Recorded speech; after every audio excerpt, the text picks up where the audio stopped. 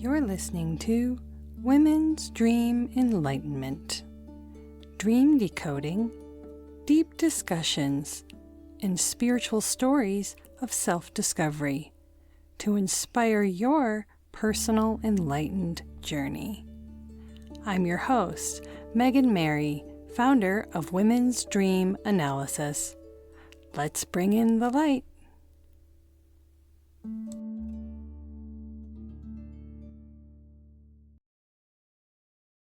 Welcome. Today we have Mandy and Allison, hosts of the Soul Star Collective podcast.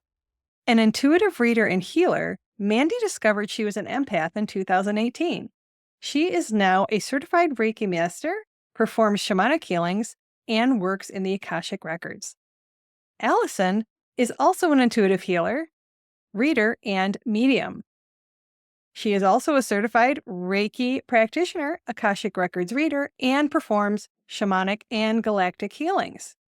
Both women seek to empower others to harness their own inner intuitive gifts. Welcome, Mandy and Allison. Thank you. Thank you for having us. Yay!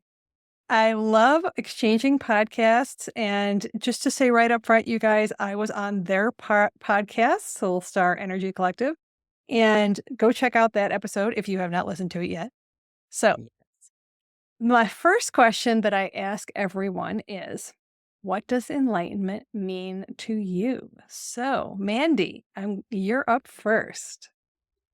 I should have been prepared for this question, but So to me, enlightenment, I guess, let me just think here. I think that just means it feels like it's kind of this broader consciousness, like awakening your consciousness and having the ability to, I guess, stand in empowerment without having reaction. I don't know. Does that make sense? I'm always interested to hear what people say. It's always different. Someday I'm going to make a compilation. Yeah, I feel like enlightenment is a perspective in a sense, like the way that you perceive the world. Yeah. And it's just sort of everybody is at a different spot or space in that. And so I think if you feel enlightened, I would sense that you have this ability to see the world from this higher perspective. Mm-hmm. I love that, Allison. I totally agree with the perspective. Allison, what does enlightenment mean to you? I know. You see where she's like, follow that one. Because I'm like, it's exactly that. It's the perspective shift. This enlightenment, I know exactly, like going down the spiritual journey, that what has shifted in me during this kind of like awakening, enlightenment, is my perspective on life, on my reality, everything around me, and even just how I process and feel about things has completely shifted to this bigger picture, right? This bigger picture, this bigger awareness, we always kind of talk about zooming out and seeing the full picture and perspective of something. It can really change how you feel and how you approach things in life. So it is empowering, and there's a sense of freedom, I find, that comes with that, right? Yes, absolutely.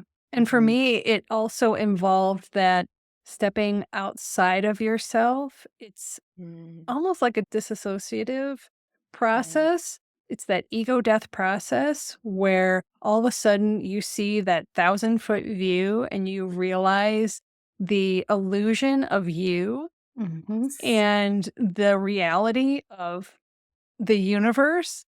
Yeah. And it kind of blows your mind, and you can never see things that way again.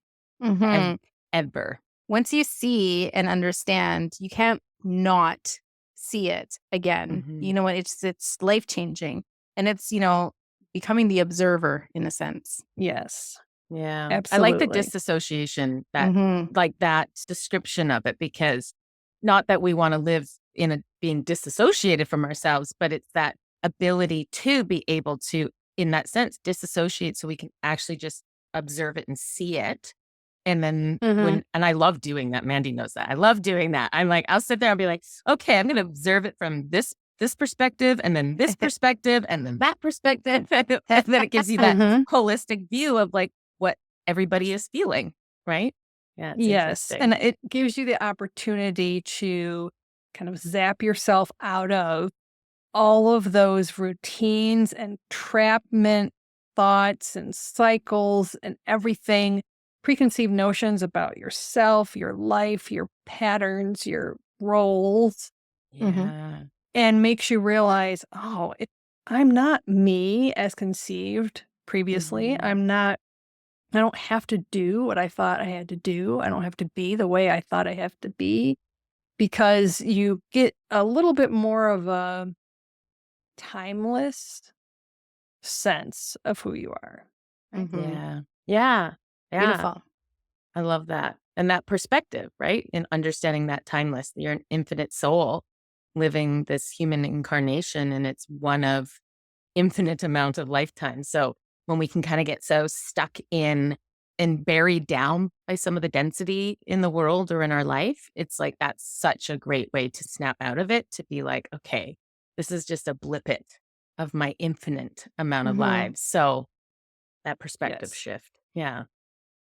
Now, it sounds like both of you have possibly had similar journeys, or at least you ended up in the same place. So I want to hear the separation there, how they were different from each of you. So who would like to go first, telling kind of how you got to where you are, your spiritual story? Mandy can go because it kind of started there first. Okay. Yeah. Yeah. I would say my awakening started a little bit earlier than Allison, and then I sort of like linked arms with her and drug her into it at some point down the road. But Fair enough. mine started with corporate burnout.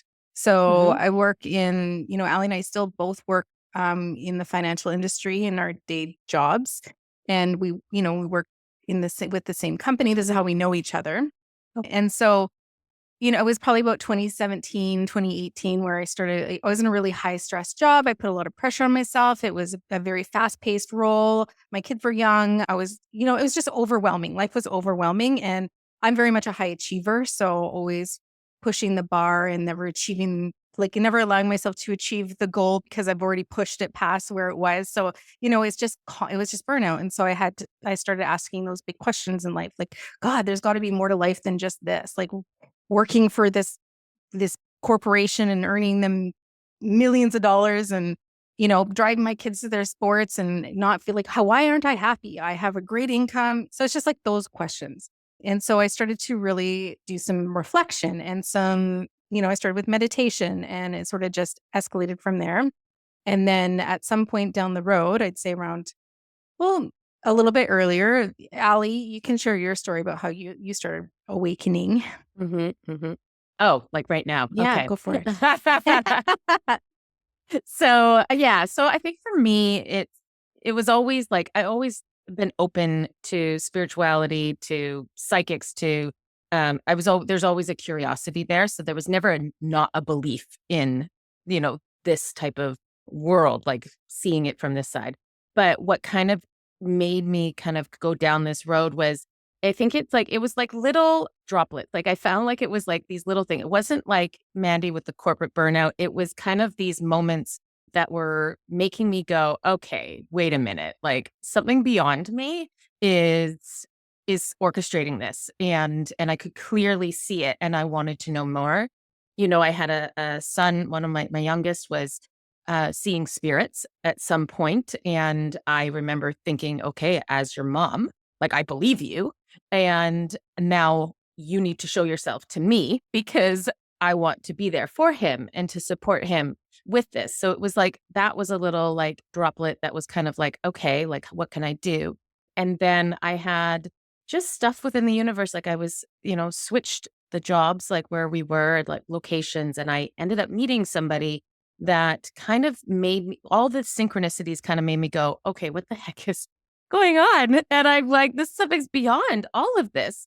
And that kind of then just kind of catapulted into 2020 when Mandy and I ended up coming back together, Yep. reconnecting because we kind of like worked in the same corporation and office, disconnected. Then we came back, and then that's when it just went like, And as you know, when you start awakening, there's this sense of, I guess, fear to share what you're interested in, especially back in it was only 5 years ago, but still things have changed so much since then. But I was very much in the spiritual closet, and my husband didn't even know I was interested in learning about energy or Reiki or talking to mediums or psychics or anything like that. And then Allie came across my path and I just mentioned something and she was like, "What? Tell me more." And so as soon as we had that reconnection, she was like, I was like telling her everything and she was like absorbing it all. And then from that point on, we went on our journey together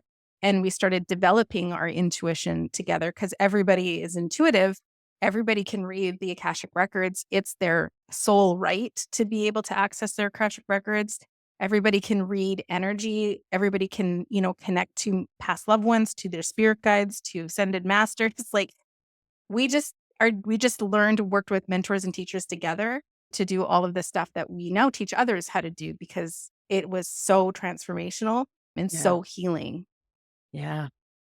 Mm-hmm. I love that. I love that you guys reconnected and went on your journey together. It's so great to have somebody to share that with Yeah. because those journeys can sometimes be so isolating, Yeah. especially when you're questioning your own self and your rock bottom is just crumbling below you and you're kind of just it almost puts most people in what they call the dark night of the soul where you're just I don't know what Yeah. is happening. And you really start to question everything. And Mhm. so it takes a lot of courage either Mhm. way to come out on the other side. Mhm. And yeah, there's so many layers, right? Mhm. It's like, yeah, it starts and then it becomes this domino effect and there's all these synchronicities and there's all these things and you're meeting from people and people are just falling in your lap. And then it's like another layer happens and then another Yeah. layer happens. Yeah. And for me, it was really dreams. I mean, I talked about that on your podcast because Mhm. for me, that's what opened the door. Not that the door was completely closed anyway, because was always highly intuitive as a child, but it really brought it back into my adulthood Mhm. and allowed me to access things that I had completely shut off and forgotten about. Yeah. Yeah. And that's what Yeah. was hard for us too. Like, both feel so blessed to have each other through this Mhm. journey because I mean, Allie's been there to support me probably through 2 or 3 existential crises, like ego deaths, and me for her Yep, as same. well. So it's been very nice to have that support and that sort of stuff. But, also we quickly realized when we started learning how to read energy and how to develop our intuition that there is this healing aspect to it. And they don't tell you about that when you first start working with your intuition. So that's, partly why we created what we do is because it's important to have somebody hold space for you through that journey because the healing part of it can be very lonely if you don't have somebody to discuss it with. Yeah. Yeah, and it's part of the reason that I started the podcast because when Mm, I did, yeah. all of a sudden I had this wonderful community of women who all knew what I was talking Mhm. about, that all had their own healing modality, that all could we could all walk together. Yeah. Mhm. And that's huge having your community, like having that time, we created a space like we noticed like after teaching and we would have people go through our program to develop their intuition and then they would get out at the other end and they're like, well, I don't want to let this go. Like this is the only time that I am connected and being able to talk freely. Like Mandy and I, we were very lucky to have each Mhm. other. And I think recognizing like, okay, wait a minute, if we didn't have each other, oh my gosh, like it would have been so lonely. Like, like there was so many shifts. Like even when I was going through my transition of being married and going through a separation with my husband, I had my family and I had friends that I could talk to about aspects of that, about the 3D aspects. But Mandy was who I talked to about this, like it was the whole picture. Even my counselor, I wouldn't go and talk about the whole picture. But Mandy, I could sit there and say everything from that spiritual side because that was very much a part of that whole journey. And not being able to bounce that off of somebody who fully understands, like I would have felt so lonely in that sense. And so we created like a space for students to continue to practice and meet every week for that community. It's literally for that, because that's when they say like, I love coming here because now we can just literally, sometimes our conversations are crazy. But like, if you had somebody, like we kind of say, like somebody outside of the spiritual world, they heard us talking, they'd be like, wow, okay. Yes. Right? I Yep. know. Yeah, it requires a suspension of disbelief, essentially. Totally. And Yeah. either you are ready for that or you're not. And in the beginning, I was kind of disappointed that everybody wasn't, right? Because I still feel that way sometimes. I was. Because you were. But it took a lot of time for me to understand that everybody is at a different place in their incarnation and in their journey, and that they're not supposed to know everything. And that if you may be at the point where you are supposed to know. And there's reasons for that. There's reasons that people are pushed into the spotlight, because I was not planning on. The last thing I was going to do was, number one, be on social media. Number two, be on video. I was not going to do any of that. And I had to overcome some huge barriers that said, no, you're not doing that. That's not you. You're not doing that. Yeah. That's terrifying for an introvert, for someone who's very private. How do you do that?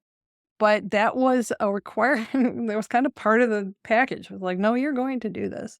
Yeah. So yeah. And I feel the same. Like I know for me, that was a really hard obstacle to get past. I remember when we were doing our training and we were with a group of other students, and I would hear people be like, oh, my Instagram is this. And I felt like an imposter, because I was like, what? I don't have any Instagram. Like, there's no way I am going to show my face and talk about this to anybody. And so I was like, why am I even here developing this? And I remember finally coming out, somebody had said, why don't you open up an incognito, like an alias one? And I was like, okay, that's a great idea, so that I could have that sense of sharing what I was feeling, but not have my face or name attached to it. And like, that's how I started. And when Mandy approached to do the podcast, I remember having this like, yeah, I'll do it. And then afterwards I was like, what is that? I'm like, what did you just do? Oh my gosh. You're putting yourself out there to be ridiculed. And it was just like, so I completely resonate and relate to that how can you go from that part to then now I look at it and I'm like, oh my gosh, I don't even think about my face being on there or recording a video. Like I never would have thought from point A to where I am now. And I bet that's the same for you, where it's kind of like, that would have been like, oh no, that's not happening. Wow. absolutely. Yeah. And I think that was part of what I felt called to do. And so I had to follow that call and to fulfill that duty, which is what it felt like. Yeah. I had to set myself aside and say, okay, I'm not going to worry about my hair. I'm not going to worry about my voice. I'm not going to worry about any of this. And I'm going to make this platform for other women to have their voices be heard, to have my voice and my experience be valid, and so that everyone else can be the fly on the wall that needs that support. Yeah. I love that. The whole thing about a spiritual awakening or a journey. It's the main thread throughout the whole thing is courage and vulnerability. Yes. Having the courage and being vulnerable enough, even just to admit to yourself some of the things that are coming up, because the shadow work and the healing that comes up with this journey is, well, it can be hard, but it's also worth it. Like, this journey is not easy, but it's also fun.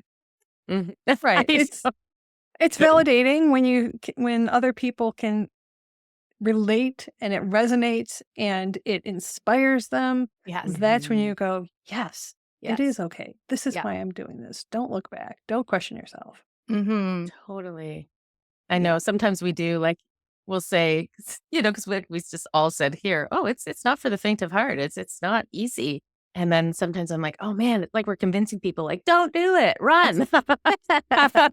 But it's like, I think all of us, I know for myself, like if I had to choose between walking this, path or not, I would choose walking this path over and over and over again, even with the challenges that came, because those challenges that came is bringing me back to my authentic self, and that's hard, but it's also so fulfilling to start coming back to yourself. Yes, it's the aligned way to be. It's the courageous way to be. It's just the most difficult thing to own, right? Yeah. And when that happened, I mean, kind of simultaneously at the same time, I decided, okay, I'm going to step into my authorship. Yeah. And that was equally, it was like the same journey I had to go on. That. Well, I'm basically bleeding on the page. I'm basically opening my journal. I'm Yeah. basically saying my deepest, darkest thoughts, even if they're in a fictional character, and putting it out there for the whole world to say, I don't get it or I love it. Oh my gosh. Well, And- your creativity, right? Like that's the thing. You are putting your creativity on that paper.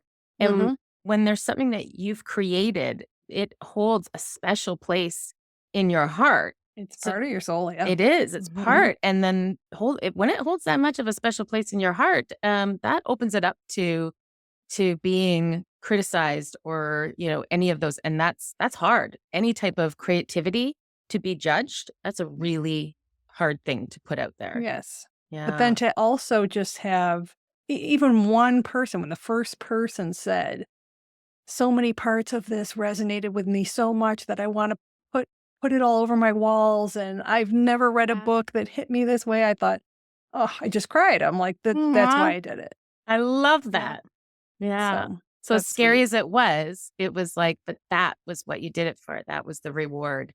Yeah, and I've heard other people say, if you feel that you have a book to write, it's because there is a reader out there just waiting for someone to write that book.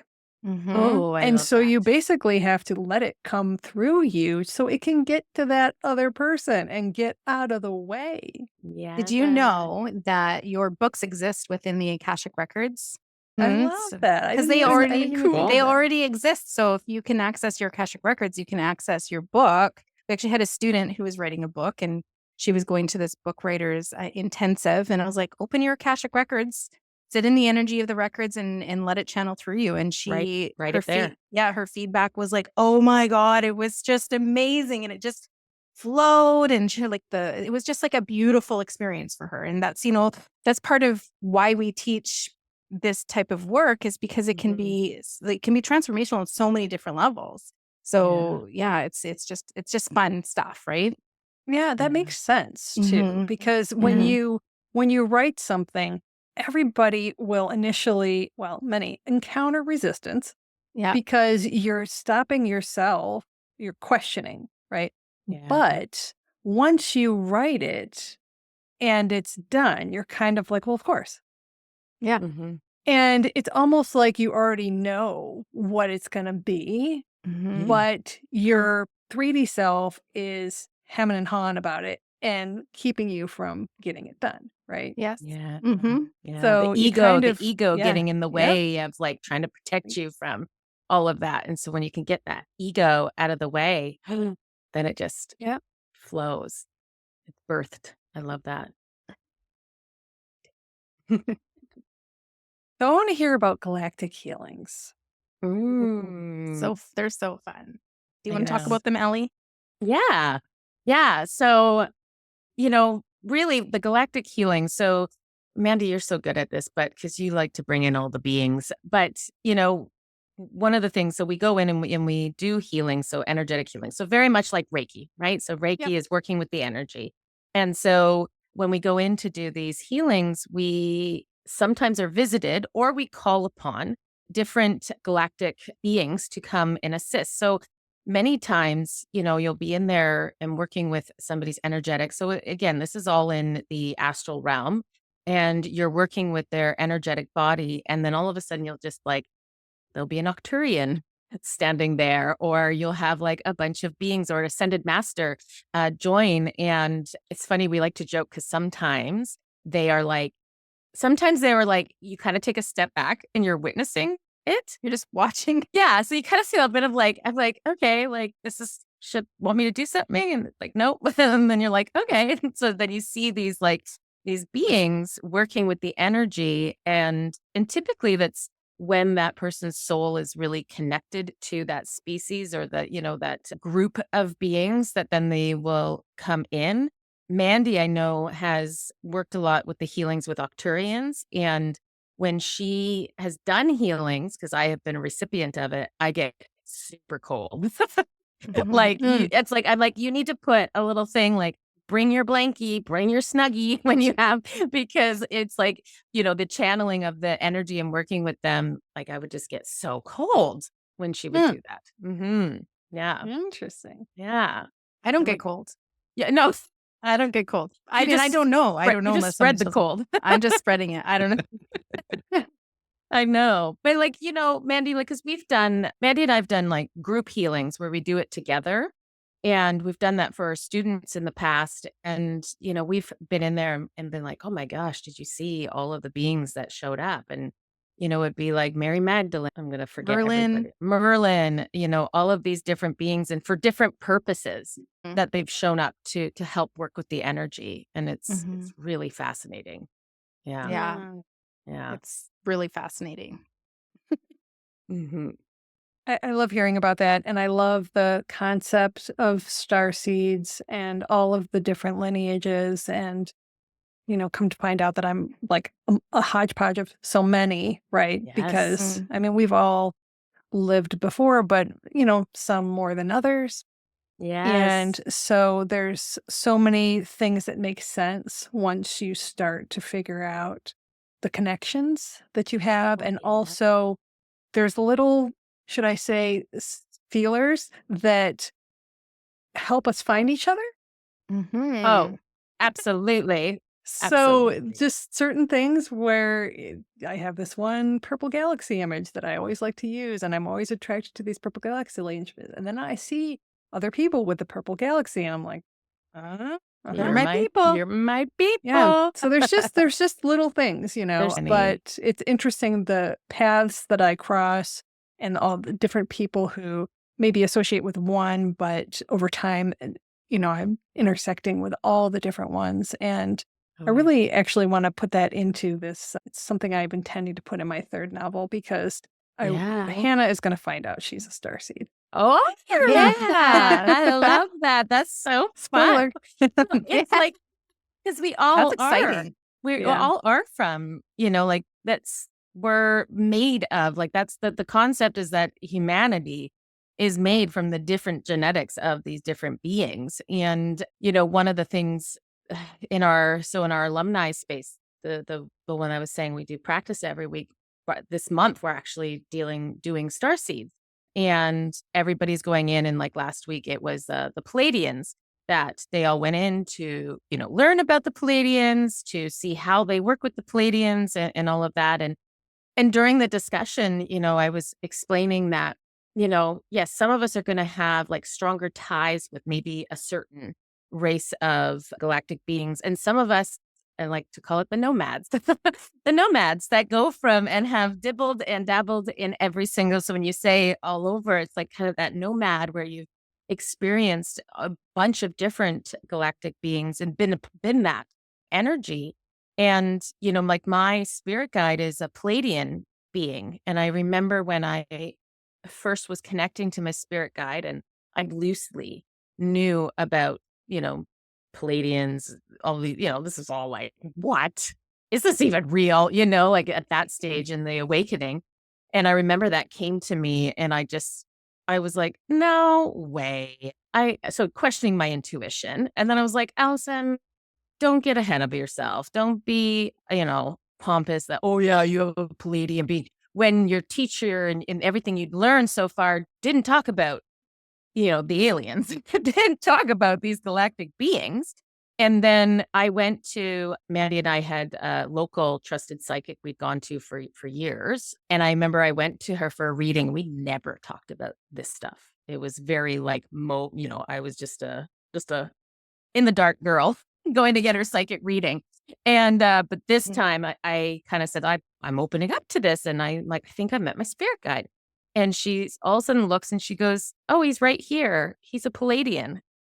I gasped. I was just like taken back because I'm like, it just validated what I, saw or felt. And I was just like, oh my gosh, like this is crazy. Like, and it kind of just solidified all of that. Like, it's so fascinating. I love it. It is. I love it. Yes. Yeah. I'm like, so whenever like kids or anything, like I'll be like, oh, I believe in aliens and all these things become like a thing. And I'm like, oh man, I would never be scared if they came into our atmosphere and be like, hey, family. Right. Like, are they here yet? Are they here? I got a roast on. Coming for dinner? I know. Like, they're our family. They're not Barbecue. here to hurt us. Yeah. Yeah. It's so cool. I know. So funny. That's great. Yeah. Yeah. Well, for everybody that wants to discover what you both have to offer, the work that you both do at the Soulstar Energy Collective, where can they find you? You can find us everywhere. So we are on Instagram at Soulstar Energy Collective. And, that's where we do most of our stuff is Instagram. We have our podcast called the Soulstar Podcast, and that's on all podcast platforms and then also on YouTube. And then our website, soulstarenergycollective.com. So those are all of our platforms where you can TikTok and a Facebook and a Mighty Net. Like, it's, everybody knows. It's all of the things. There's so many things to be on nowadays. Mm-hmm. It's like the octopus arms. I get it. I really do. Yeah. Yes. Well, it has been so fun talking with you both today, and I really appreciate you coming on and sharing your stories and everything that you do out in the world, and just for being authentic and sharing your enlightenment story. Thank you for having us. It was a pleasure. Thank you for listening. Did you enjoy this episode? You can now send me a text message and share your experience. Be sure to subscribe to make sure you never miss an episode. Head over to my YouTube channel and hit that subscribe button as well to be part of my growing community. Are you ready to take the next step in your spiritual journey? Don't miss out on the new Dream Empowerment programs. Unique opportunities for you to unlock your inner wisdom, discover your authenticity, align with your higher self, and bring abundance into your life. If you'd like your dream or awakening story featured on my show, submit it today. Your dreams have the power to inspire and enlighten other women on their journey. Visit meganmary.com to find out more.